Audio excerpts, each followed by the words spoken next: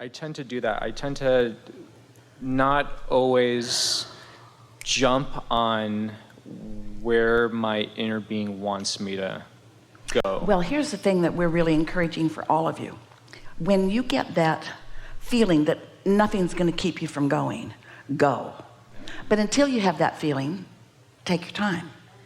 So you just described that. You said, what did you say? You're talking about your inner being. Yeah, the inner being. And so sometimes that intensity, that desire to do something, it does fluctuate. But the intensity that you're describing is about your resistance. Because when your inner being is calling you, which it always is, and you're not resistant in that moment, and so you're going with the flow, it doesn't feel intense, it feels invigorating, exciting, calling you like something you really want to do. And that's why our strongest message to all of you these days, especially those like you who've been listening for a while and have really got the essence of this, you just got to chill more, but don't romp after it unless you just can't stand not to. Don't try to push the noodle by making something that isn't quite ready, or when you're not quite ready, work.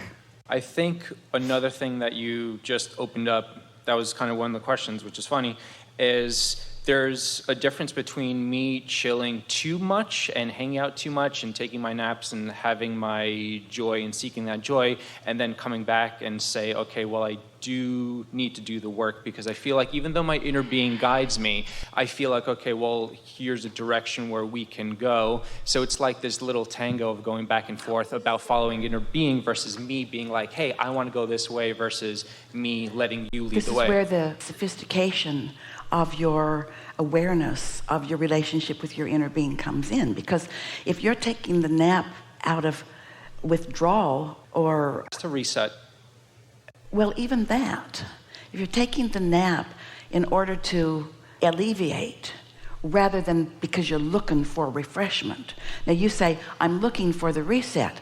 Well, can you feel how there's a little more resistance in the notion of reset and in the notion of refreshment?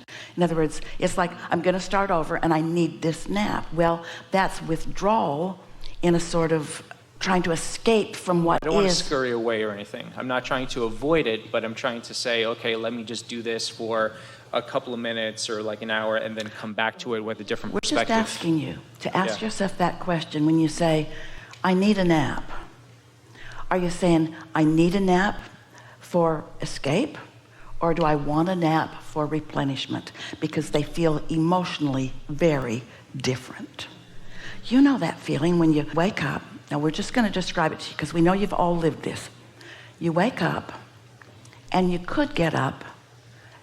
You maybe even should get up. But you don't have to get up. And just 5 more minutes just sounds so delicious.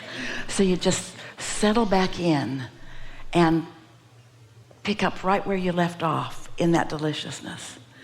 Feel that as compared to, oh man, I need 5 more minutes. I'm not ready for this. I'm not ready for this. I haven't slept at all.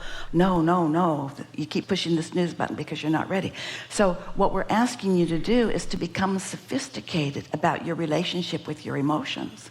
Because you've got all the big obvious stuff done. It's this subtle stuff that you're working on. The moving up the emotional scale, it's like owning where you are without self-criticism about where you are.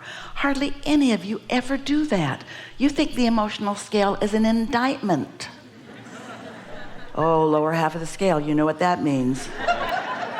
Instead of understanding that it's just letting you know, and we don't care where you are on the emotional scale, your awareness of where you are and you're willing to relax and allow yourself to move will start a trend that will take you all the way to the top of the scale and right into the immediate fulfillment of everything you want. You just don't know that, but that is how it is. That is how it is.